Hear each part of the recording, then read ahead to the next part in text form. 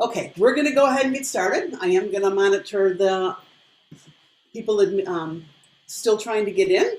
I'm also monitoring the chat and I'm monitoring the screens. So if my head is going like this, it's because I'm all over the place. You have a camera on one screen and I have two other screens with the cameras not on. So if I look like I'm not looking at you, I'm not actually. I'm looking at a different screen. So just want to kind of say that and appreciate that you've signed in today.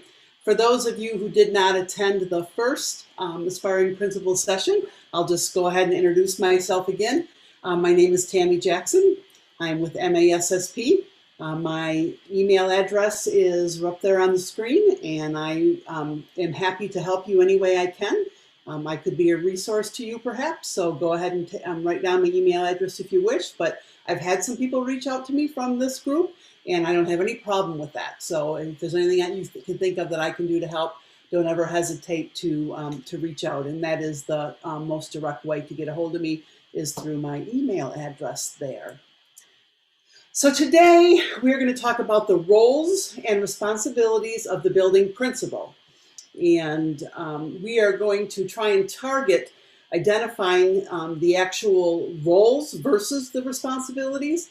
The responsibilities more are the key tasks and duties of the principal. So we're going to kind of identify both the roles and the responsibilities of the building principal. And we're going to consider a personal method of organization that would help you prioritize your task. Because when I'm all done telling you what your roles are, you're going to wonder how in the world do you get through a day? Like, how do you organize that? And we're going to talk just briefly about that because a principal's day never ends the way, or it runs the way that a principal plans. You go in with a plan every day, and sometimes it's only 15 minutes later and the whole plan is blown for the day. So you have to be flexible and you have to be ready to be able to adapt to that and constantly realizing what is the most important thing that you need to be doing at that particular time. So that's kind of what we're going to talk about today. We are going to start out by watching a video, and it's really an awesome video. It is 10 minutes long, but it's a great video that sort of talks about generically the roles and responsibilities of a principal. So if I can have you, I just would be curious, you can just use a very short sentence, a couple of words. Please write in the chat what you believe takes up most of the principal's time. So in a day, what do you think takes up most of the principal's time? Just write it in the chat just to kind of get some ideas what you're thinking. Parents, communication, parents, behavior, discipline. I don't know if anybody else is monitoring it like I am. Communication, pretty accurate there. Pretty accurate. People are still adding things. Just by reading it, I would tell you, first of all, you're pretty accurate about what takes up the principal's time. I would say several people, at least early on, mentioned that parents, and I would say, I don't believe that parents take up a lot of a principal's time, but I will tell you that they are the most difficult to deal with. I'll just tell you that right flat out. It is not the students, it is not the teachers, it is the parents. So having done the job for as many years as I did, when I left, people always wanted to say, so what was the worst part about your job? And they expected me to say, those damn kids, that's what's the worst part of my job. And they were surprised to find out that that wasn't the worst part of my job at all. I could deal with the parents, the teachers. Parents were the most difficult to deal with. And I don't know that it was always that way, quite honestly. But I think that any principals that I've talked to who have been in the job a long time come really close to agreeing with that. For me personally, one of the worst parts of the job was chaperoning school dances, but that's just my personal preference. And it's hard to believe that people would see that's the worst part of your job, but oh my gosh, I just did not like chaperoning dances. They were late at night, or loud music I didn't like, and I had to walk around making sure people weren't touching, and it just was horrible. And there was so much drama around that, but that's a side note. So interesting to see what people think takes up the majority of the time of the principal. Before we move on to look at the video though, anybody who does not have themselves on mute, could you do that? I try and monitor that, but that's just one more thing that I have to monitor. But if somebody is making noise in the background, obviously it would be disruptive to the video that we're going to see. So if I could have one of the two people who are the same person, give me a thumbs up if you can hear this video, okay? I would appreciate it. We're sure that many of you, at least at one point in your life, have been sent to the dreaded principal's office for some kind of classroom infraction. You know very well what the principal does then. He or she gives you a firm telling off, or perhaps he listens to your story and offers some sound advice. It's not usually a pleasant tip. But a principal's job isn't just about keeping the peace and ensuring the students are in line. Far from it. Their world is also a world of analyzing data, meeting parents, attending conferences, applying educational standards, and for most people, drinking a lot of coffee, because it's a pretty demanding job. Today, we'll look more closely at what these people do all day. First of all, how do you actually get in the big seat? Principals are usually not the youngest of people, and that's because you have to put in some time first as a teacher. Countries might differ as to what's expected of someone who wants to become a principal. A small town in the middle of nowhere might not be as stringent in hiring a principal for a primary school as an expensive private high school might be in a big city when they hire a principal. Regardless, you're usually expected to have earned a bachelor's degree. We went to the job website Indeed and had a look at job postings for principals, and we can tell the duties and responsibilities part of the job offer put us off right away. It seems some schools were looking for someone who might resemble something more like Superman than a school administrator. The list of abilities and skills and personal qualities required made it sound like they were looking for human perfection. But for at least one job we looked at least the pay was up to $110,267. So that's not such a bad amount once you've mastered everything. Here are some things required for this position. You must have success in philosophy, curriculum, and instruction. You must know all kinds of instructional strategies and improve structural programs. You need to be effective in planning, allocating resources, scheduling, finding logical conclusions, and making good decisions while using appropriate decision-making processes. You need to know the latest education-related computer tech. You must have great judgment, formidable insights, while exercising self-awareness at all times and have tip-top integrity. You must motivate not only students, but teachers and other staff, while continuously reaching goals and setting new standards. And these are merely a few in a long list of attributes required to get that job. But in terms of academic qualifications, yep, they all asked for that bachelor's degree. That's pretty much right at the bottom of what you'll need. Like saying a brain surgeon will need eyes and hands, and a brain. After that, some places will require that you have a master's degree, but not all. You'll also need some kind of teaching credential, which differs from country to country. In many places, you'll also need an administrator's license, but as we said, this can change depending on where you teach. You'll need teaching experience and some administration experience, but how many years differs from school to school. One job we found asked for at least 5 years teaching experience and 3 years admin experience. Many principals have been heads of departments for years before they climbed up through the ranks to the big boss chair. So you've demonstrated you have more skills than any human is actually really capable of, and you have the certificates and experience. You impressed the interview and you have the job. Okay, what are you expected to do?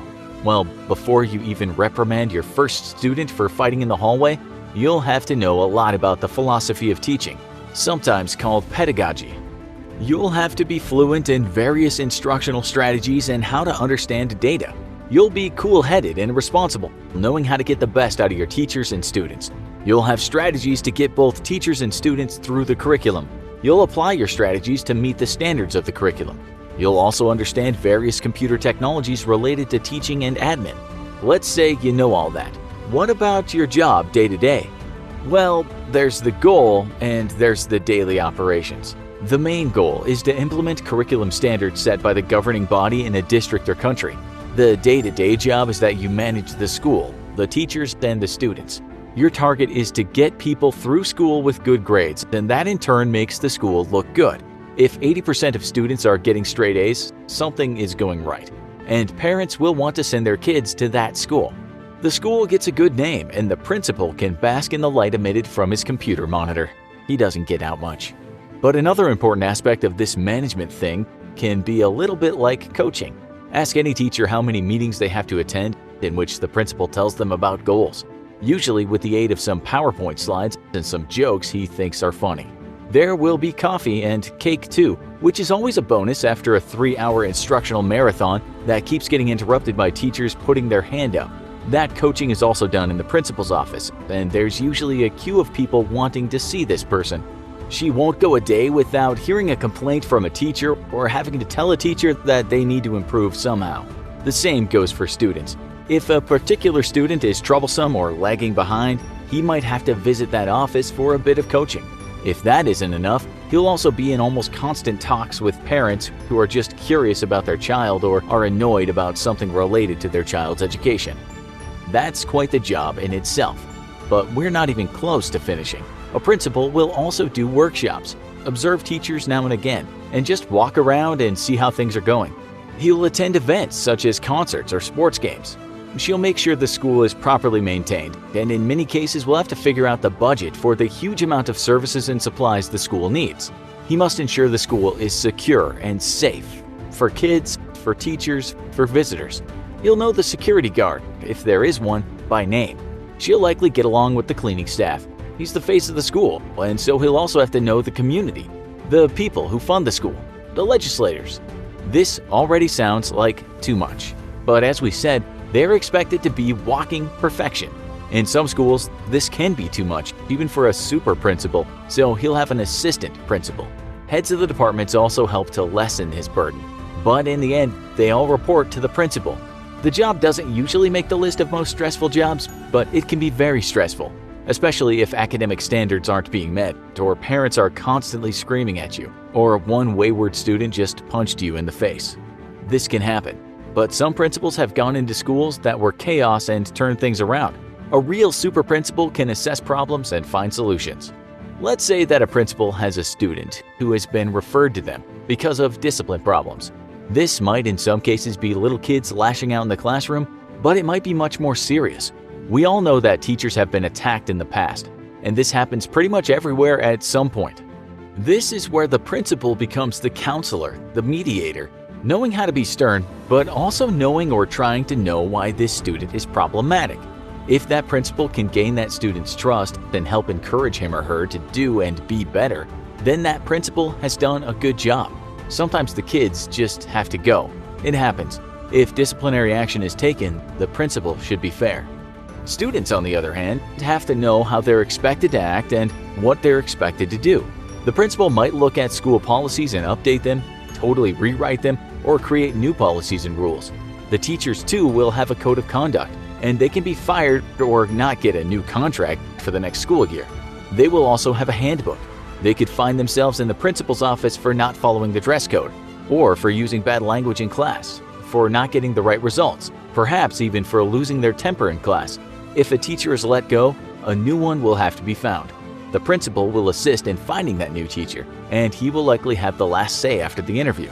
This can also be stressful because if that teacher turns out to be a bad hire who breaks rules, then that also comes back on the principal. How did they miss that in the interview? This does take a special person to do the job, and not all people are up to the task. In an article in The Atlantic, the writer called the principal the most misunderstood person in all of education. It said most people think this person spends all day lecturing students about using bad language and dealing with soppy or melodramatic or overly hostile teachers. But no, they spend much of their time dealing with the bureaucratic education system. The article said the principal is both the administrative director of state educational policy and a building manager, both an advocate for school change and the protector of bureaucratic stability. They're supposed to be an inspiration to all, a cornerstone of righteousness, not only understanding the latest in teaching methods and ensuring standards are met, but they have to get a grip with things like youth culture. It's true, kids will have more respect for a principal who knows what they are about and where they're coming from. He's a middle manager to the powers that be, a foreman, an accountant, a researcher, a spokesperson, and an expert of the ever-evolving culture of the young. He also walks on eggshells. It might be fine for the local artist or truck driver to go out and sink a few glasses of wine or beer and then let loose a bit, but a principal really has to watch his behavior. They have to be angels, even though there's nothing wrong with letting your hair down. Principals might not have much hair left to let down as they're under so much pressure. At work and outside of work, they're expected to be this perfect person, the ultimate professional. On top of that, they have to have an eagle eye, a sixth sense, because conflicts are always emerging in these things we call schools. And we're not just talking about conflicts with students. Any teacher will tell you that tensions rise in school between colleagues, especially as the year comes to an end. Teachers backstab, telling each other, argue, gossip, fight, leading one person to say sometimes teachers are like students that never wanted to leave school. When conflicts arise, super principals should see it and soon be on the scene. The same goes for student conflicts. After hearing all of this, would you like to be a school principal?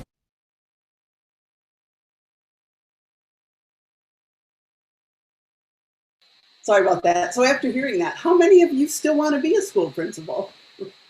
I will continue to say that it is the hardest job that you will ever love. And I just talked to a principal today. One of the roles I have with MASSP is I support principals across the state. And I had a principal send me an email about something and then at the very end say, but I still love my job every single day. And that really is the way that the job goes. And it's a difficult job. You have a lot of roles and responsibilities, but it works. If you have if you're brave enough to tackle it, let's just say that. We're sure that we talked about that in our first meeting together. So we do have a guest speaker or a guest who's here for just a minute. But before we get to Tracy, just want to cover a couple slides here. So overall, the big picture role of a principal is to create that positive school culture, to create a plan for student success, to cultivate leadership in others, to manage people, data, and processes, and as a resource manager. That's sort of like the bigger picture.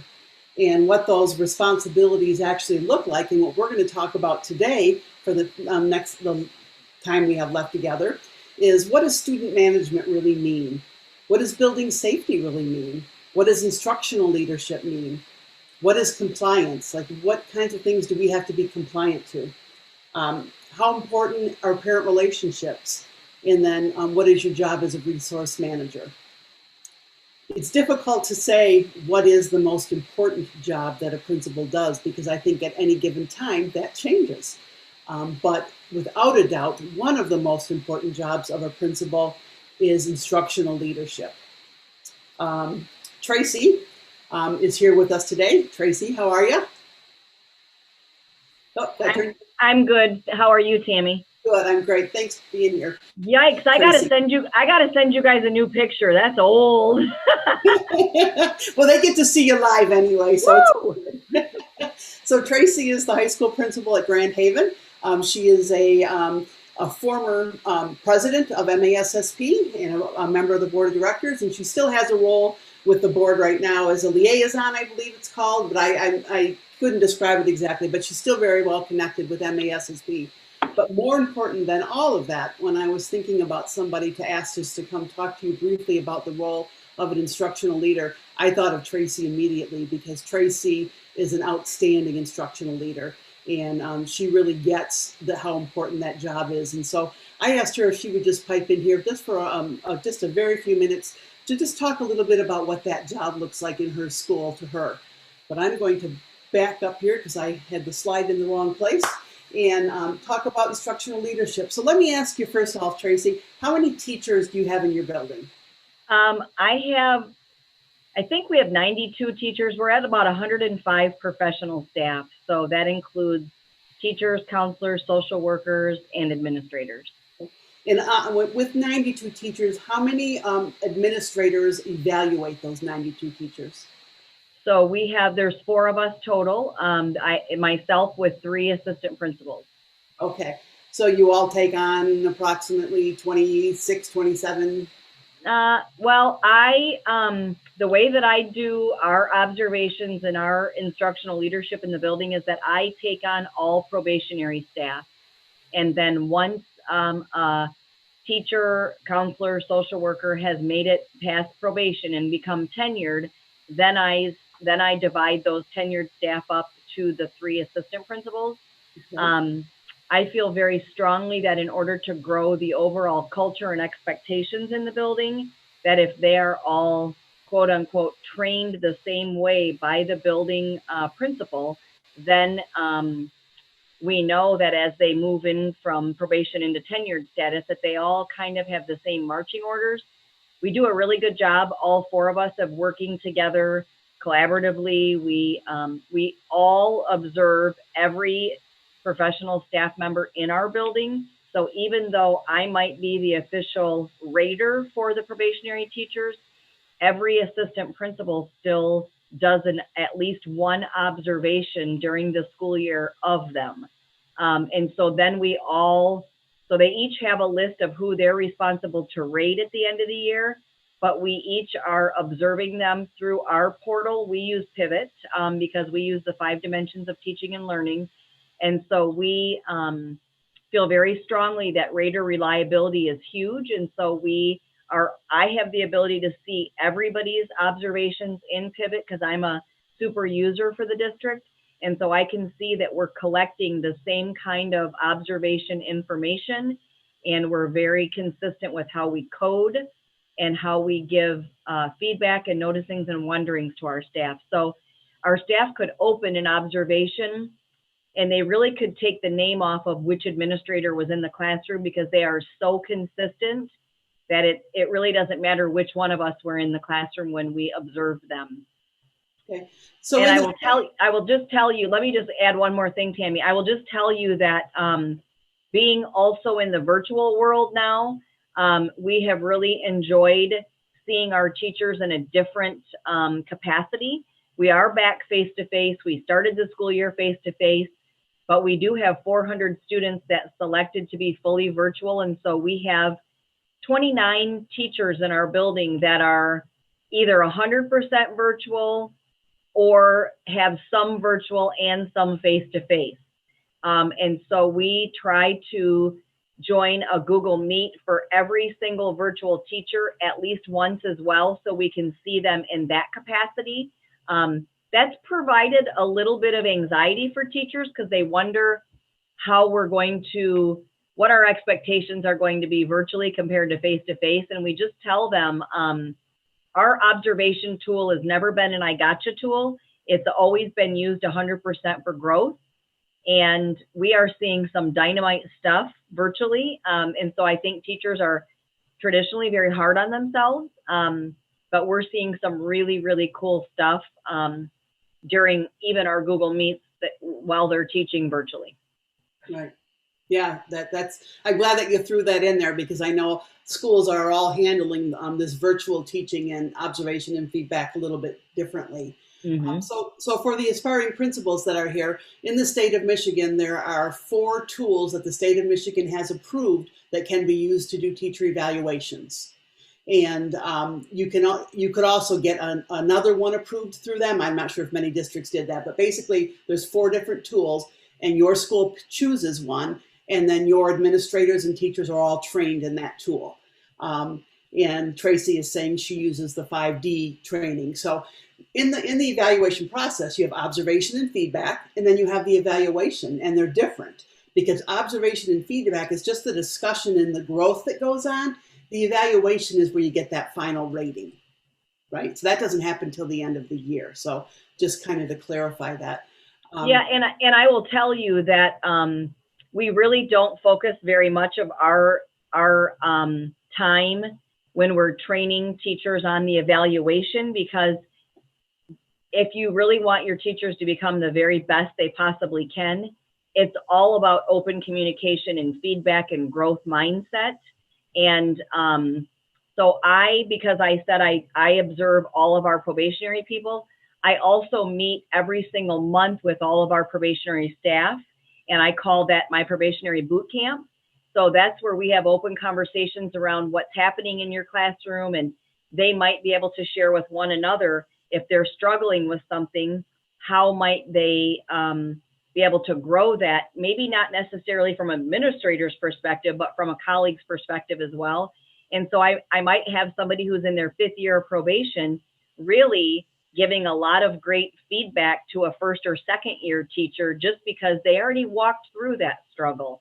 So I really think that it's important that as administrators, we focus on the observations, the feedback, the collaborative conversation. At the end of the day, we're required to give a rating to the state of Michigan. But if that's really all administrators are focused on, then we're not really growing our teachers to be the best that they have the capacity to become. Mm-hmm. Tracy, would you say that in the system, let's say, I'm not even sure how many years to go back, but let's say prior to the newest evaluation system, so maybe 8 years. So are you a better evaluator now than you were before, or not? So I would say to you that I've crafted a lot of the pieces and parts in the 5 dimensions tool. We were a Charlotte-Danielson district prior.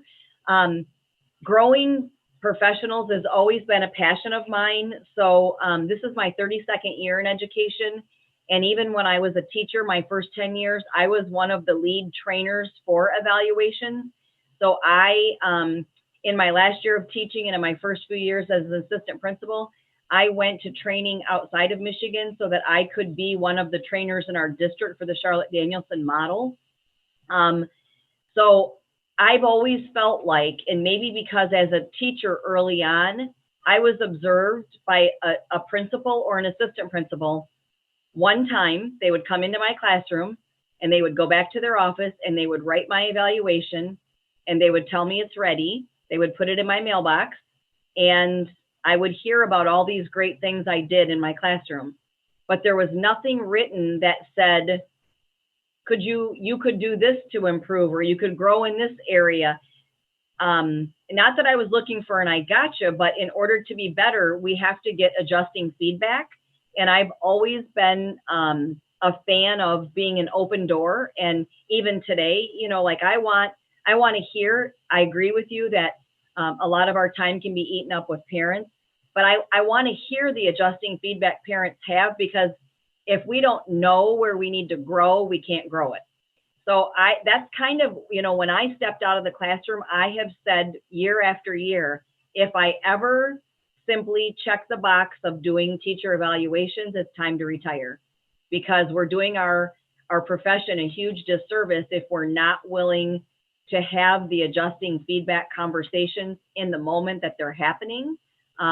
If we know somebody's doing something that's not a great instructional practice or not great for kids, and we wait to tell them at the end of the year on their evaluation, shame on us as administrators, because that teacher can't fix what's happening if they don't know that there's a problem with it.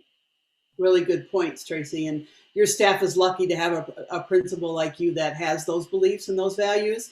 I'm not sure that all principals do. As a matter of fact, I'm quite sure they don't. But I think more and more we are seeing better instructional leaders in our building leaders. So Tracy, you're a great example of that. And I appreciate that you were here today to kind of just give a little insight to these individuals who are aspiring to be principals someday. And they've heard from the best, there's no doubt. So thanks, Tracy. Thanks.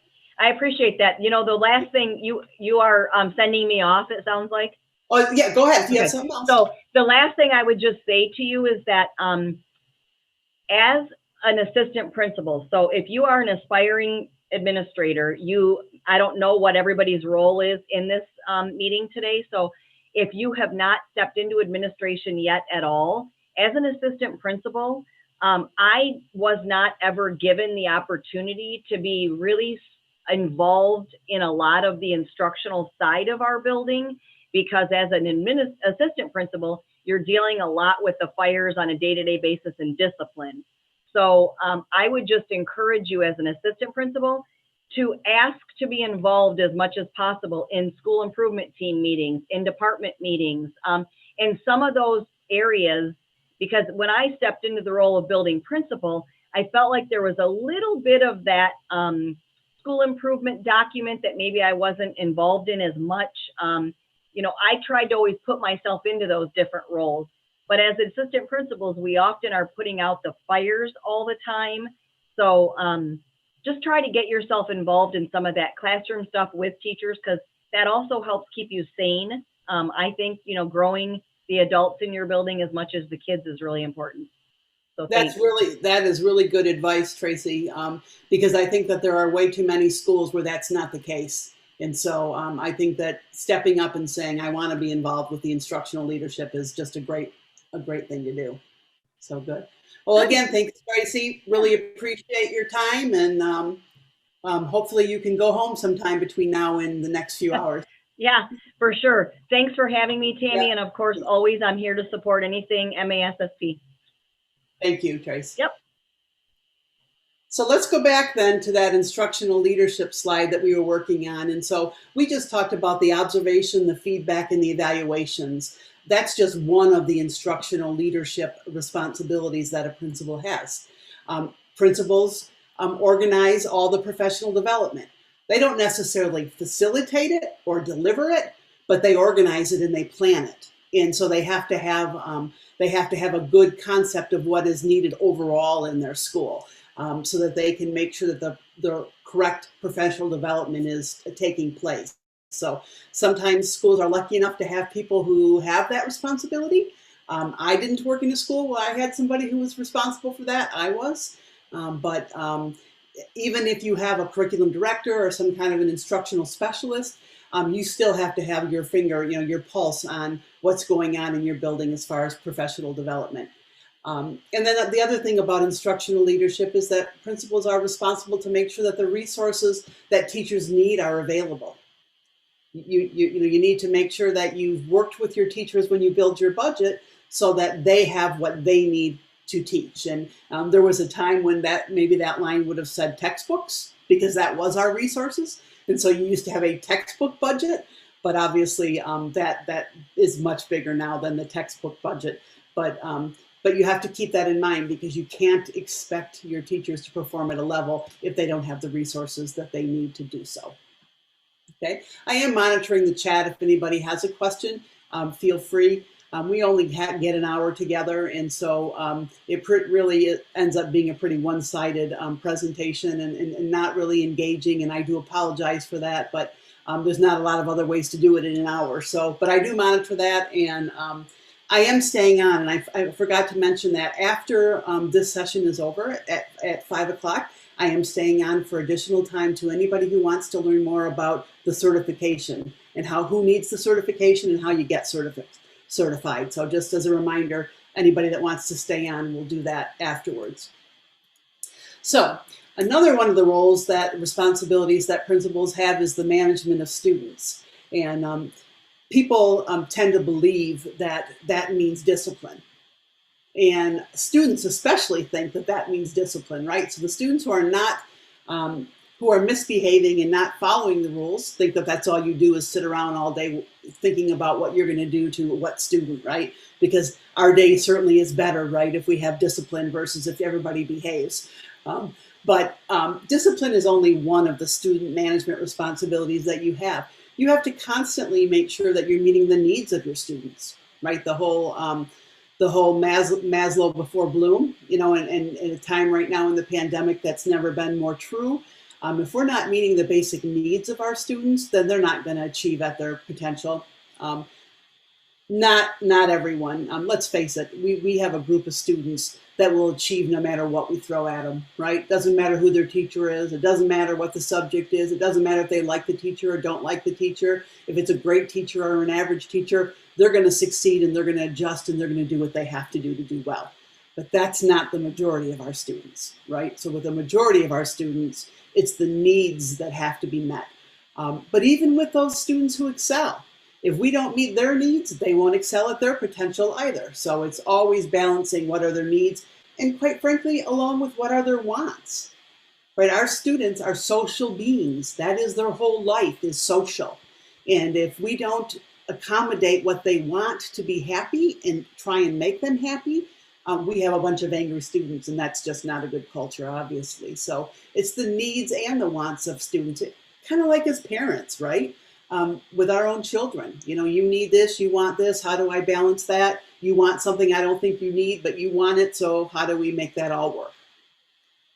There is, of course, the discipline, and as your culture becomes more healthier and it continues to grow and become healthy, you spend a lot less time doing discipline, a lot less time. It's incredible how much discipline goes down, because we talked about this in the first time we were together. students behave better for people they like. Just bottom line. And they behave better for people who they think like them.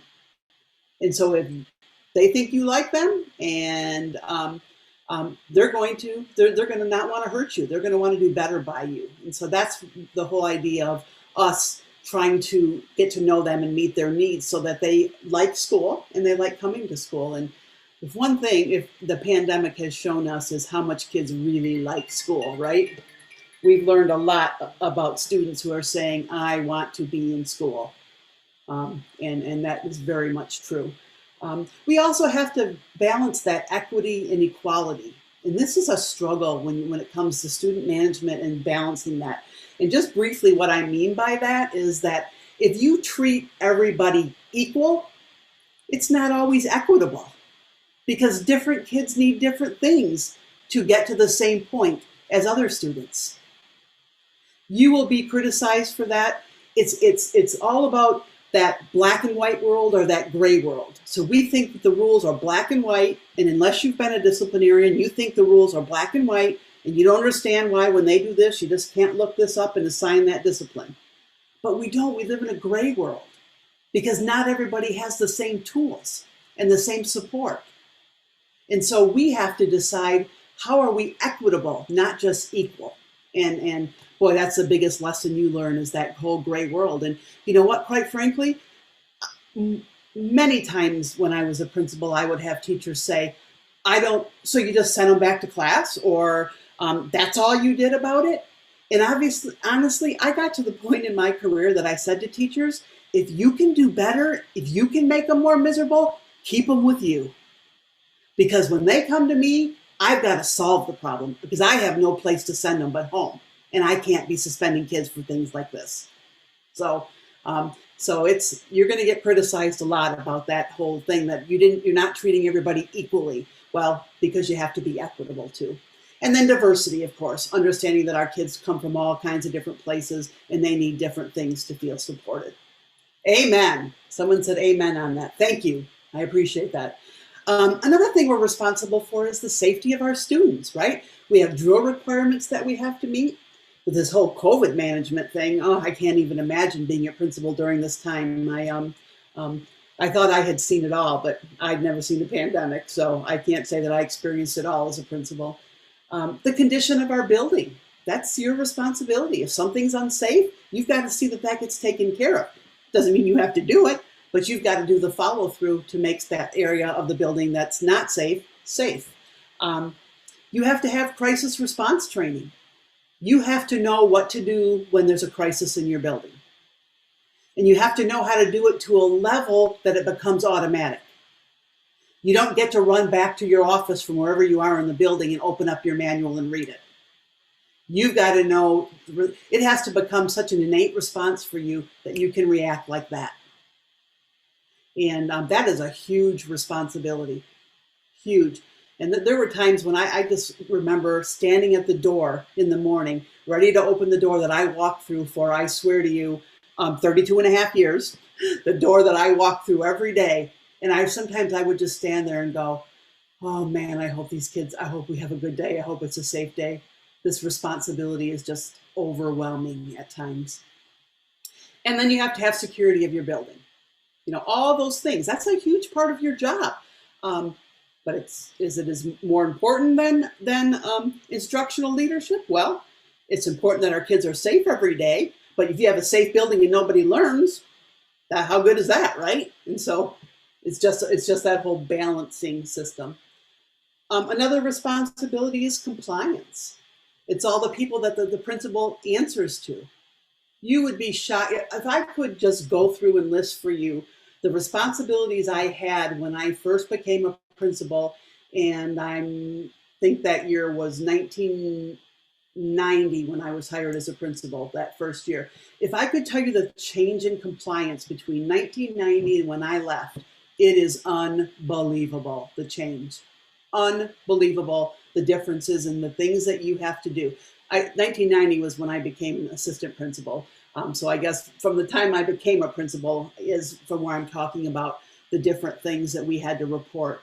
Unbelievable. And every time Michigan Department of Ed changes the rules, there's more things you have to be compliant to.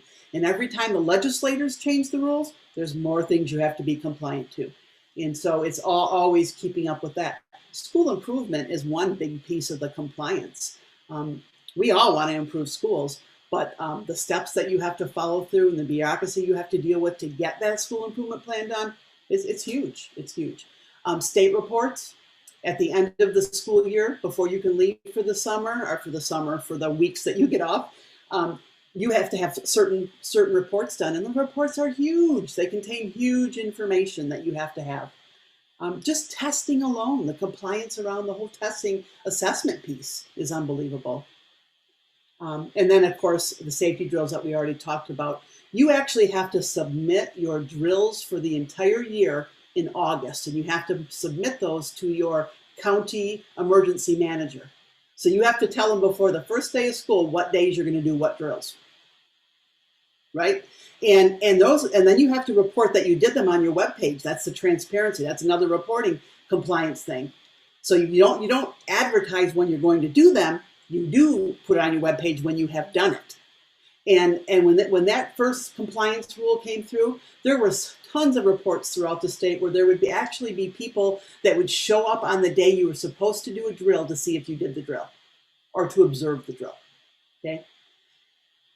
And you know what? You don't do all of these things just to check off a list, because they're important things. School improvement is important.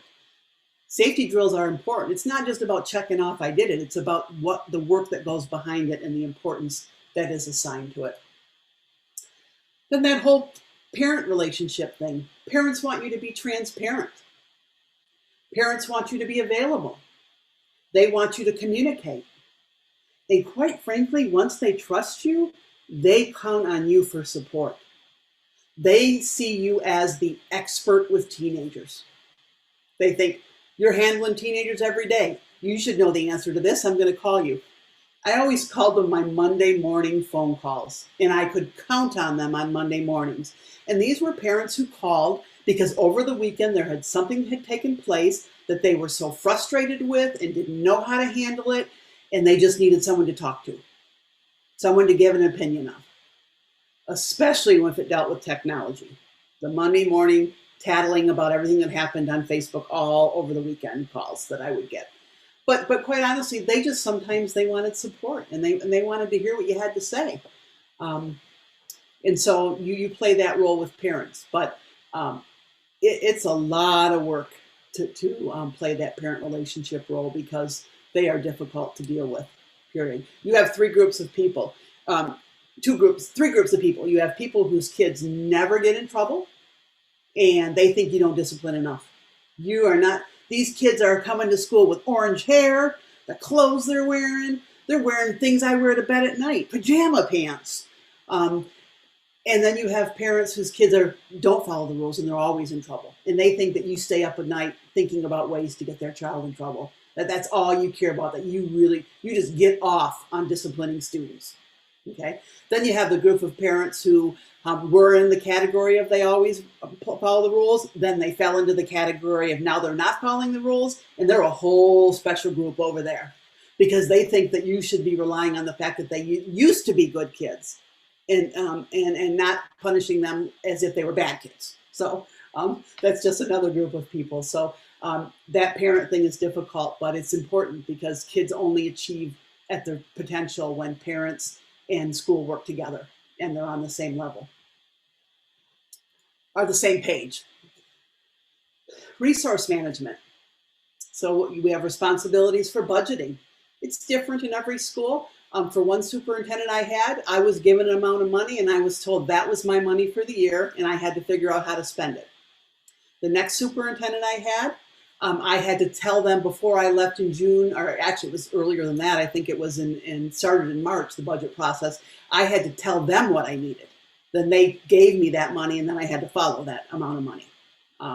So it's different in every way, but in some aspect, you have some budgeting responsibilities. But you also have allocations that you have to be careful of, because certain pots of money can only be spent on certain things. Now, you have a bookkeeper and you have a superintendent, and you don't have to be know all the rules behind that. But you have to understand how that allocation and title funding works, because that's how you can get most of the money, because you know that you can use this for title, so you want this much title money and you want this much money. And so there's a significant responsibility when it comes to that. And then fundraising, just managing that whole fundraising piece in the school district. And you really have to be a person that does that, because you've got all these groups of kids fundraising in different ways. And you've got to make sure that it's legit, and that there's a calendar, and that not everybody's selling the same thing at the same time, and that they understand the rules behind fundraising, and that the money is accounted for. And that's just a whole nother part of financial and resource management. But the part of resource management that is also really important is the teachers. They are your resources. And you have to figure out, how do you use that resource to the best of the ability? Because we know we have teachers who are really good in certain things and not as good in other things. And you always want to put people in what they're best in, right? But you can't always do that, because you hired them with this certification. And they're hired to teach this subject and this subject. And they're really good in this subject, but who's going to teach this subject? You know, depending on your school size. And maybe not just subject, but maybe courses within a subject area. And so you're always looking at certifications and what they can teach, and what's the best way to arrange that schedule. And so that's a whole nother piece of resource that I always loved. I always loved the scheduling part of it, but it was a big responsibility, and it wasn't always really easy. So how do you assign importance to all those jobs? And I know you can't see these, you can't see the wording very well in this slide, but you can see the picture of it. So kind of what I wanted to show you is that every day you go into school with a plan for that day. You know the major things you need to get done for that day. And you have, maybe you have a calendar, a planner, however you plan, but you know what you're going to do this day, right? So maybe on this particular day, you said, I'm going to do 6 observations today. I'm going to do 6 observations and work on the feedback that I'm going to give to the teachers. And you have it scheduled. I'm going to do this one at this time, this one at that time, and this one at that time. That's your plan to start the day. And then the day starts. Yeah, I'm the first principal who ever said they love scheduling. I do love it. And then the day starts, and all of a sudden something happens, right? And now look at where building safety goes. All of a sudden your priorities have just changed for the day, and you've only been in school for 45 minutes, and your whole day is off. But you had to assign, it's more important. And I don't even mean safety things like you have a person with a gun in your building. But there are times when we have things going on outside of our buildings that we have to take precautions within our buildings, right? So you've got something happening in the community, or if you happen to be a teacher of younger students, you have a parent custody issue going on, and that you've been told the dad's coming to try and pick the kid up, right? Now you've got to, so you have to walk away from what you were going to do, and you've got to go make sure everybody knows what they're doing, and you have to do all these things. And so it's very different how your day starts and how it ends. Here's another example of when all of a sudden community outreach overtook your day because you had somebody knock at the door and say, I just really need to talk to her. I have this great scholarship I want to provide, right? And so all of a sudden you stop doing what you're doing and you say, sure, I've got a few minutes to talk to you. And then all of a sudden the time that you have to do observations has changed, right? So it's just juggling all that stuff.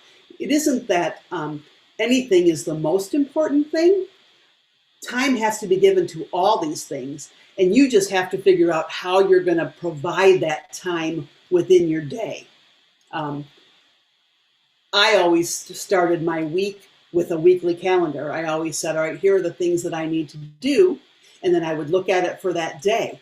And then at the end of the day, the last thing I would do before I went home is I would look at my calendar and I would say, all right, here are the things I said I was going to do, and I didn't get them done.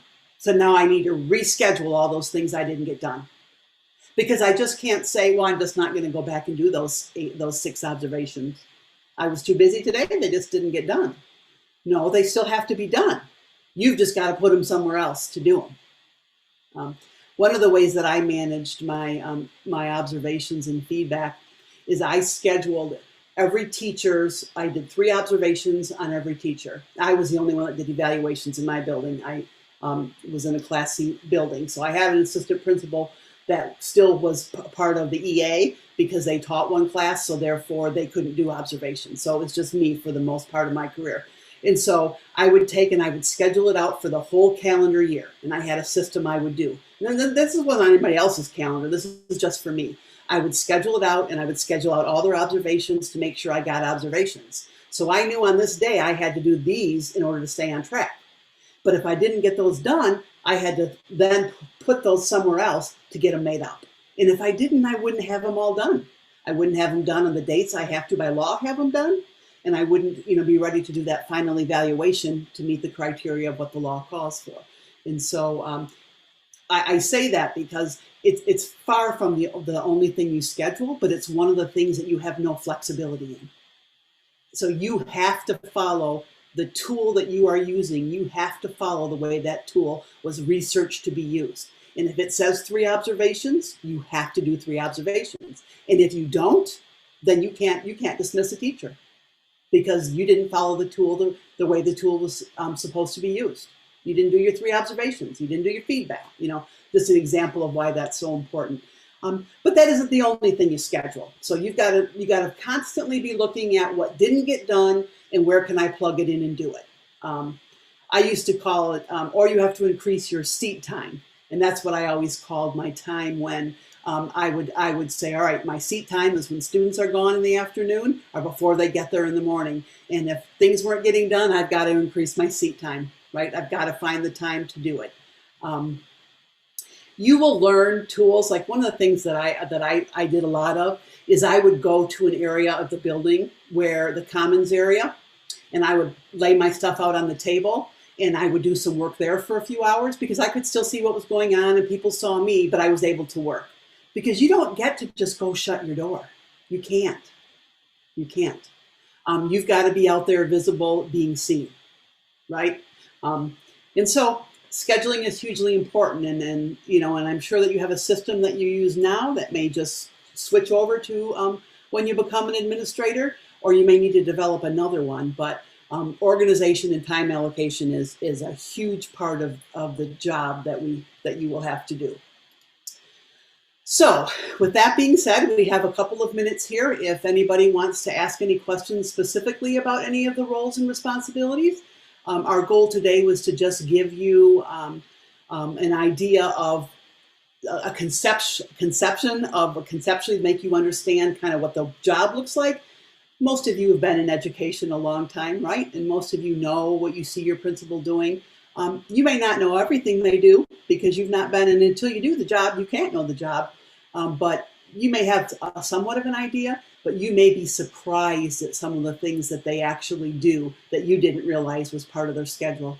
I had an assistant principal that worked with me for, I'm going to say 6 years, and then went on to be a principal and came back to me, halfway through the year and said, I had no idea that you were doing most of those things. And I worked with you every day and I had no idea that stuff was on your plate. So, you'll learn more about that as you move toward that. So if anybody has a question, please type it in the chat. If you don't, hope that you have a great rest of the week.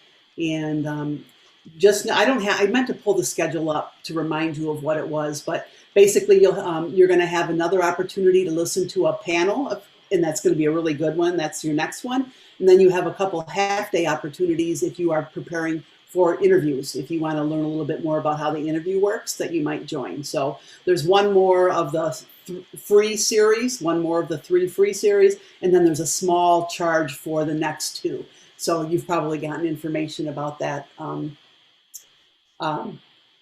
Someone said here, can you please speak to delegation in respect to completing tasks? That's a really good point, because you can't do this job on your own, right? You may have the ultimate responsibility, but you can't do it alone. You have to have collaboration, and you have to have leaders in your building that help you do these things, and you do, and I did too. You have to be aware of them. You have to see that they're being done, but you aren't the one who has to do everything. And so as you learn the job of the principal more, you find those things that you can collaborate on, and you can find those things that you can delegate on, and you certainly have to build those things up. That's for absolute sure. That's hugely important. As a matter of fact, tomorrow I have one of the 6 series I'm doing with new principals, people who are in the position, and the topic for tomorrow is collaboration. So it is talking about that whole piece that you can't do the job alone. And there's no doubt about that you have to be able to collaborate. So really good point on that, Toby.